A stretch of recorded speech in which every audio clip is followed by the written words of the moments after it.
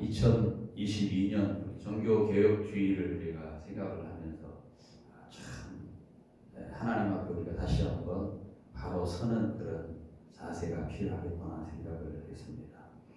독일에서 1483년 마틴 루터가 태어나게 되죠. 조선시대에는 9대 성종 때입니다. 우리나라 역사적으로 하면 1517년 그가 로마의 교회를 향해서 비텐베르그 교회의 문 앞에 75개조 한방문을 발표하게 됩니다. 이러이러한 것도 참 말도 안 된다. 95개 정도로 그렇게 많은 것을 반박문을 쓸 때 사람들이 아마 그렇게 생각했을 겁니다. 근데 그게 이제 인쇄 기술이 그때 발전했었죠. 그래서 더욱 빠르게 그 소문이 퍼져나가게 됩니다. 그래서 1517년 10월 30일 그래서 우리가 그 종교개혁이 그때 발표되고 이것이 앞으로 있을 모든 종교개혁의 시작이다 해서 우리가 10월 마지막 주일날을 우리가 종교개혁주일로 이렇게 지키고 있습니다. 2022년 10월 마지막 주 다섯째 주일이 종교개혁주일인데 프랑스의 종교개혁자 장로교회 창시자라고 할 수 있는 칼빈이 말했습니다. 개혁교회는 항상 개혁해야 된다. 교회가 항상 개혁해야 된다. 이 말이 개신교를 가장 잘 나타내준 말이기 때문에 개신교에서 이 종교개혁을 기념하는 것은 굉장히 중요합니다. 2020년 올해는 종교개혁 505주년 되는 그러한 날입니다. 2017년이 종교개혁 500주년이었는데 그때 기독교 교회가 굉장히 큰 행사들을 많이 했었습니다. 사실 종교개혁이라고는 하루아침에 이루어지는 것은 아니고 1500년대 당시 이미 가톨릭의 굉장히 부패 상황이었습니다. 이때 결정적인 사건이 생기죠. 이게 무슨 사건이냐 하면 바로 면죄부를 판매하는 일이었습니다. 면죄부를 팔면 그 죄를 면하는 것을 돈을 주고 살 수 있다. 헌금을 낼 때 딸랑하는 소리와 함께 우리 모든 죄가 사라진다 하는 그런 내용이었습니다. 특히 천국과 지옥 간의 중간 단계가 있다. 연옥이라고 하는 것이 있는데 거기에 있는 사람들이 헌금을 내면 천국으로 보낼 수 있다. 이렇게 말을 한 것이죠. 지금 생각해 보면 참 말도 안 되는 얘기입니다만 그 당시 교회의 권위가 지금으로 생각하는 것처럼 상상할 수 없는 교회의 권위를 가지고 있었단 말이죠. 교회에서 성경을 볼 수도 없는 그 시대. 그래서 교회가 말을 하면 그것이 진짜인 줄 알고 믿어야만 했던 그 시대였습니다. 물론 이 면죄부를 판매하게 된 이유가 있죠. 그 이유는 뭐냐? 바로 돈이 필요했죠. 권력을 유지하고 돈을 가지고 그 권력을 지탱하기 위해서 그 당시 또 성 베드로 대성당을 건축하고 있는데 거기 어마어마한 돈이 필요했죠. 오늘날에는 인물 교회를 건축하고 해서 그로 인해서 많은 그 힘든 그러한 그 경제적인 부담을 갖고 있는 그런 교회들도 많이 있습니다만 큰 대성당을 건축하는 중에 그 비용이 너무 많이 들으니까 어떻게 할까 하다가 면죄부를 판매하게 된 겁니다. 당시 루터는 성직자이면서 비텐베르크 대학의 교수였습니다. 성경을 잘 알고 있는 인물이었고 정말로 그의 마음속에는 하나님을 신뢰하고 하나님을 믿는 믿음이 있었던 그런 사람이었습니다. 그런데 아무리 그가 생각해봐도 이 면죄부는 아니다, 가짜다라고 하는 그런 생각이 들었던 것이죠. 이렇게 결정적인 사건이 되어서 무려 95개나 되는 반박문을 내고 종교개혁을 시작을 알린 것입니다. 그 누구도 교회의 권위 앞에 감히 나서지 못할 때 루터는 감히 과감하게 나선 것입니다. 이것은 자신의 목숨을 걸고 하는 그런 일이었고 더더욱 용기가 필요한 그런 행동이었습니다. 그래서 종교 교육이 5대 구호가 있죠.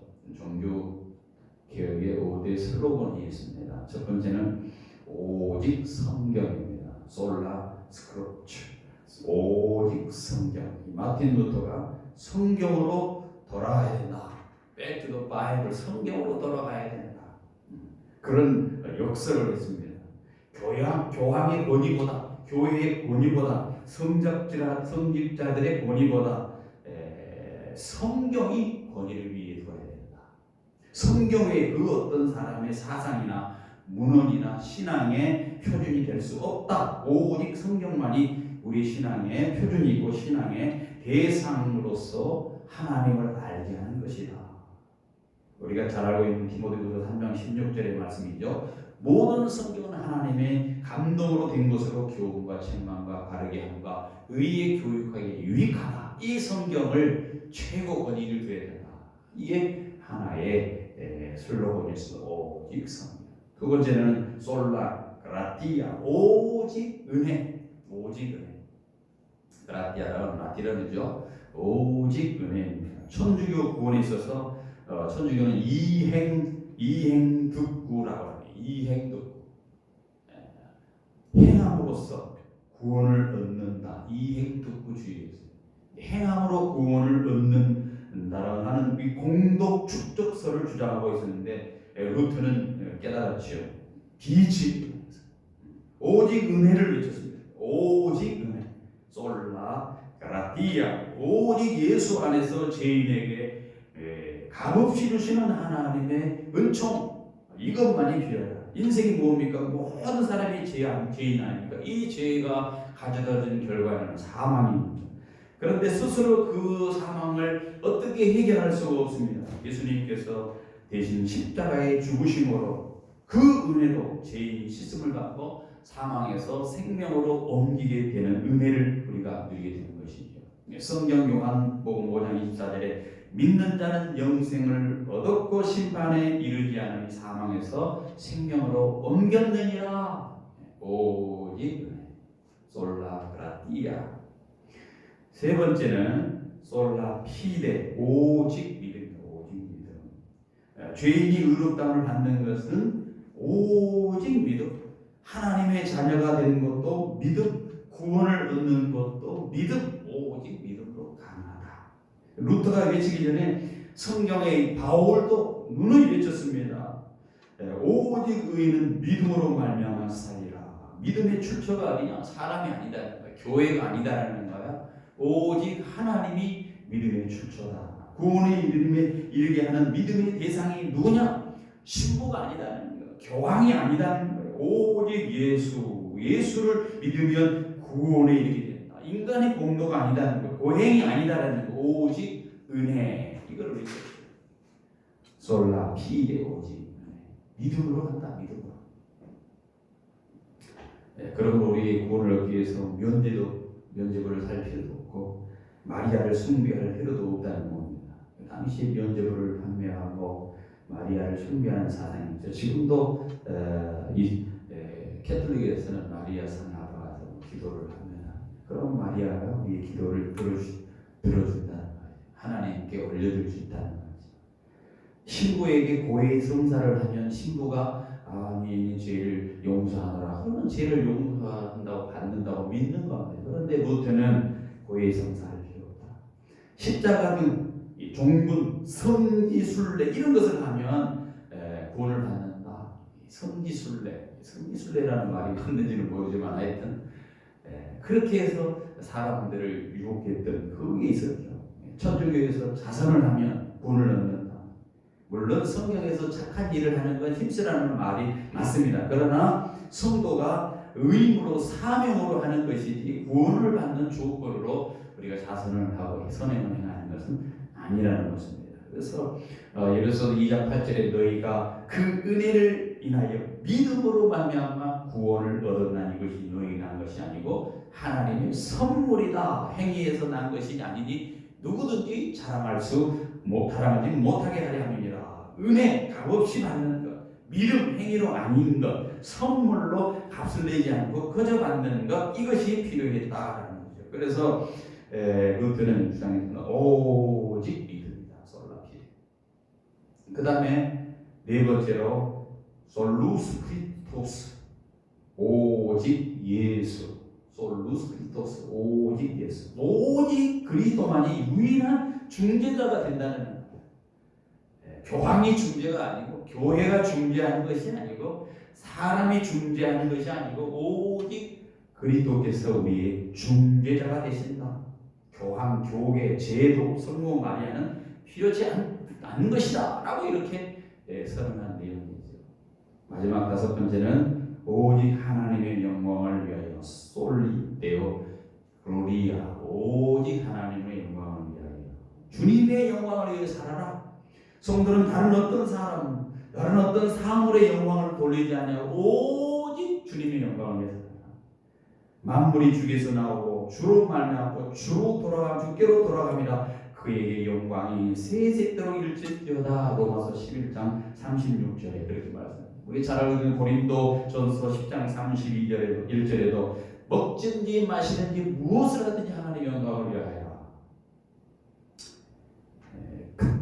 그리고 그때부터 종교 개혁을 통하여서 개신교회가 시작되어 지금에 이르고 있는 겁니다. 이것을 크게 이제 종교 개혁의 5개의 슬로건을 크게 집약해서 3가지로 종교의 3대 정신이라고 하는데, 하나는 뭐냐? 오직 성경, 오직 믿음, 오직 은혜. 이 3가지죠. 성경, 믿음, 은혜. 우리 개신교를 가리켜서 프로테스탄트라고 부르잖아요. 저항했다, 항거한다라는 것은 항거한다. 불의에 저항하고 비성경적인 것에 저항하고 불의한 중세 카톨릭의 강력한 그 권한에 저항했다라고 해서 마틴 루터가 그 부패와 불의의 항거에서 일어났다라고 하는 그런 취지에서 프로테스탄트 이런 개혁 개신교 이렇게 부르고 있는 겁니다. 이 종교 개혁주의가 우리 한번 자신을 한번 돌아보자는 거예요. 우리는 지금 어느 정도 어디에 있어서 어떻게 지금 안주하고 있는가? 나는 내 신앙은 어떤 상황에 놓여 있는가? 지금 한번 돌아보자는 겁니다. 멈춰 있는 신앙은 죽은 거나 다름이 없습니다. 여러분, 멈춰만 있으면 괜찮다. 아니에요. 죽어 있는 겁니다. 죽어 있습니다.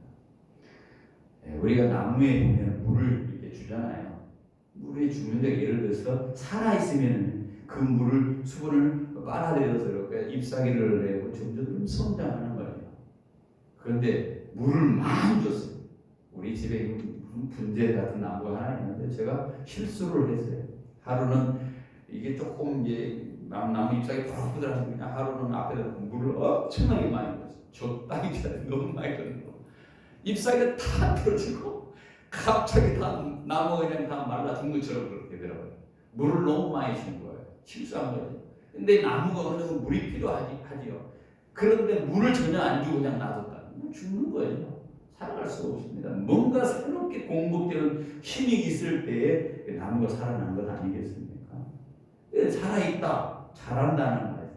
살아있는데 안 자라고 그대로 있다. 여기 앞에 있는 이 살아있는 것이 아니기 때문에 그대로 있는 거예요. 365일 물을 주고 나는 거는 그대로 있어요. 왜? 죽어있기 때문에. 죽어있는 겁니다. 과거에 찬란했던 우리의 신앙을 우리가 이야기할 필요 없어요. 과거에는 그랬더라도 현재 내가 지금 어떤 상황에 있는가, 앞으로 우리가 해야 될 주님의 사명, 주님이 내게 주신 사명과 비전에 대해서 내가 얘기를 하고 그것을 쫓아서 살아간다. 그러면 움직이는 신앙, 살아있는 신앙이 될 텐데 과거만 얘기하면 과거에 그랬다. 그래서 죽은 신앙입니다. 개신교회에 다니는 사람은 항상 명심해야 됩니다. 개혁교회는 항상 기억해야 돼요. 개혁교회. 우리 개혁교회예요. 예수님도 말씀했어요. 마가복음 7장 9절에 또 이르시되 너희 전통을 지키려고 하나님의 계명을 잘 저버리는도다. 전통을 지키기 위해서 하나님이 계명을 저버려요. 교회 전통이 있잖아. 요즘도 그래. 교회 전통을 너무 지키다 보니까 하나님의 말씀과 멀어지는 그런 일들을 많이 하고 있습니다.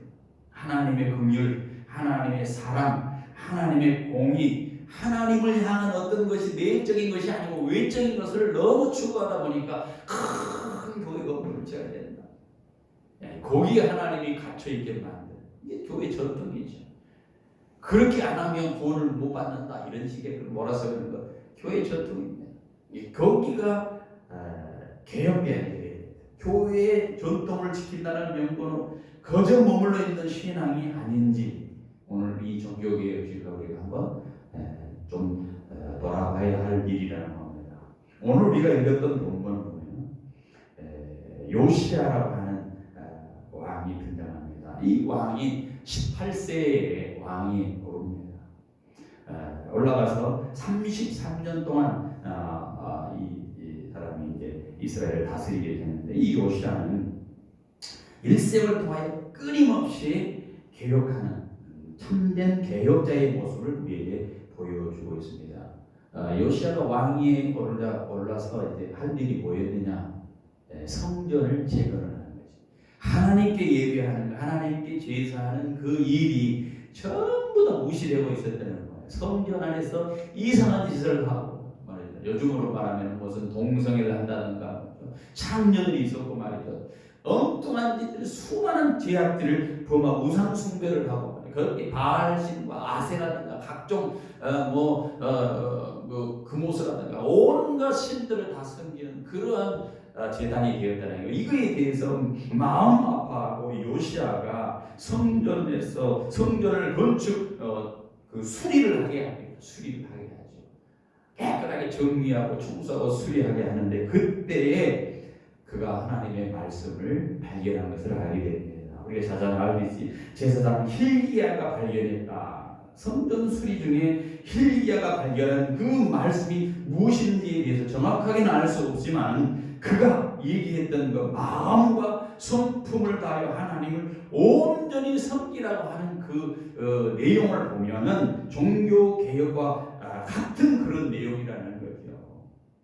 그 내용이 신명기 6장 5절에 마음을 다하여 하나님을 온전히 섬겼다. 이스라엘아 들으라 너희는 마음을 다하고 성품을 다하여 주 너의 하나님을 사랑하라. 이게 정말로 요시야의 마음속에 있는 거예요.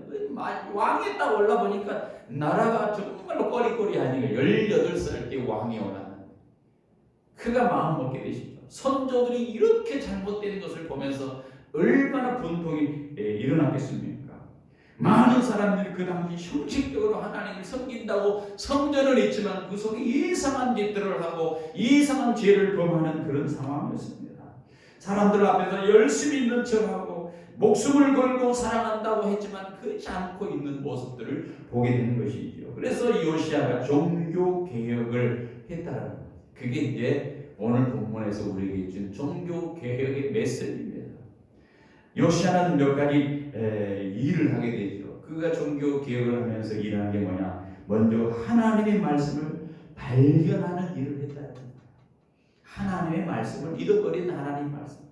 당시 하나님 말씀이 어디에 있는지도 몰라. 토라가 어디에 있는지도 몰라. 율법이 어디다가 처박아 놨는지도 모를 정도의 그런 상황이었는데 이 하나님의 말씀을 발견했습니다.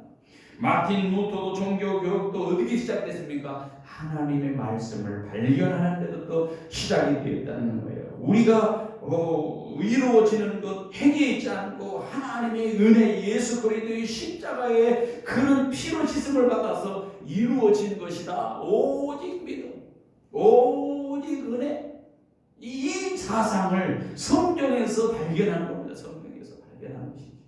예수 그리스도의 십자가 앞에 온전히 새로워질 때 그 마음에 평안이 있고 쉼이 있고 위로가 있고 소망이 있고 새로운 삶을 살게 된다는 거예요. 이전까지 고행으로 이전까지 수고로 얼마나 많이 고통스럽게 이 루터가 고생을 했습니까?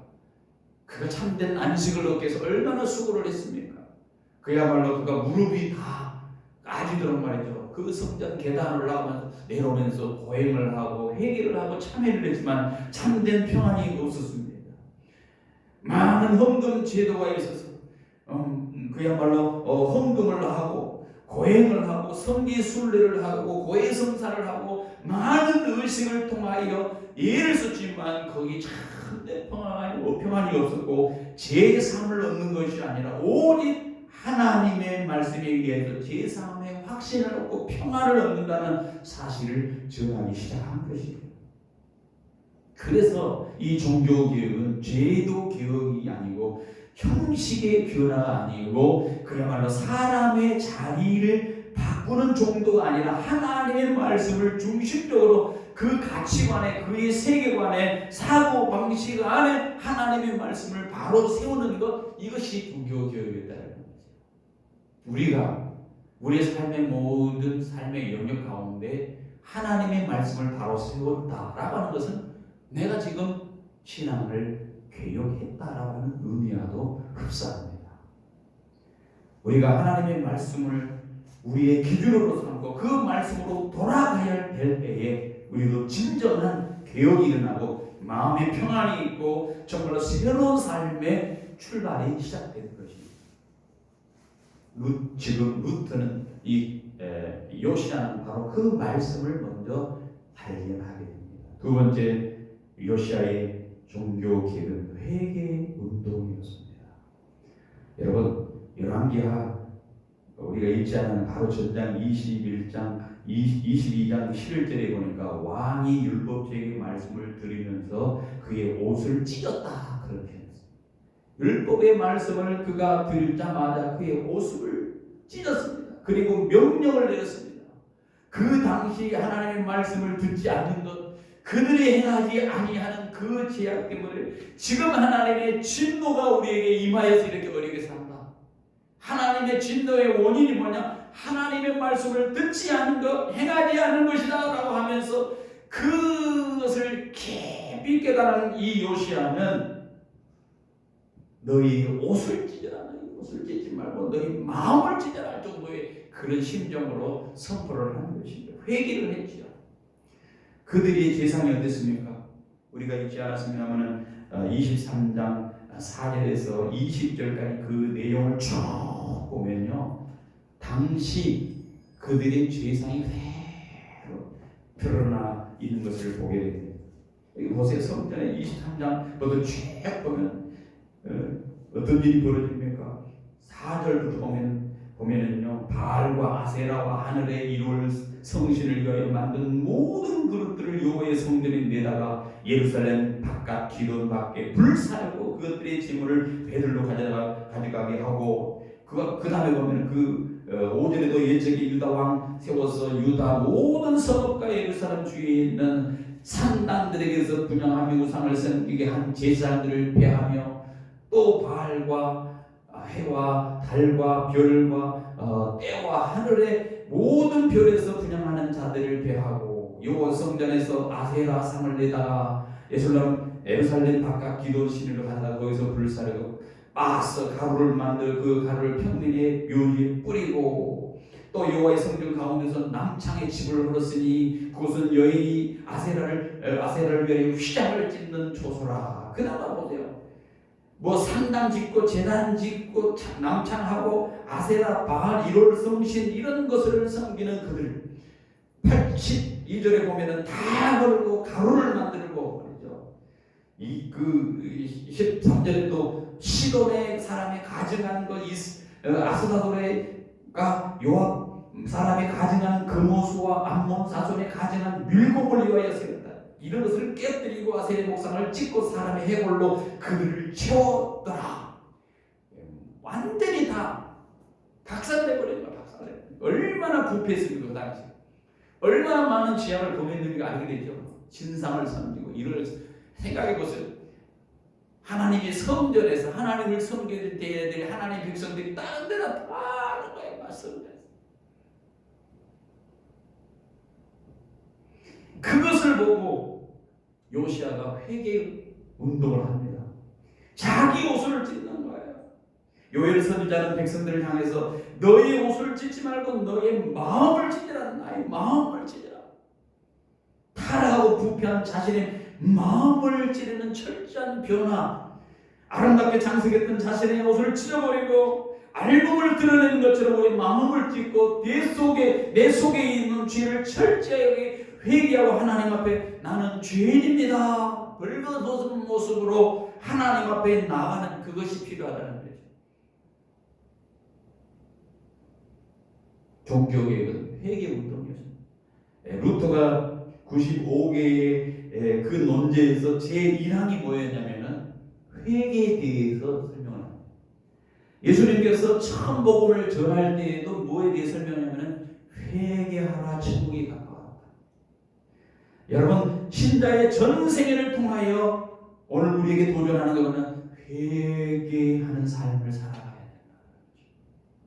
여러분 말씀을 읽거나 말씀을 들을 때 말씀을 읽거나 말씀을 묵상하고 들을 때 여러분의 가슴을 찔리는 그런 아픔의 경험을 갖고 있습니까?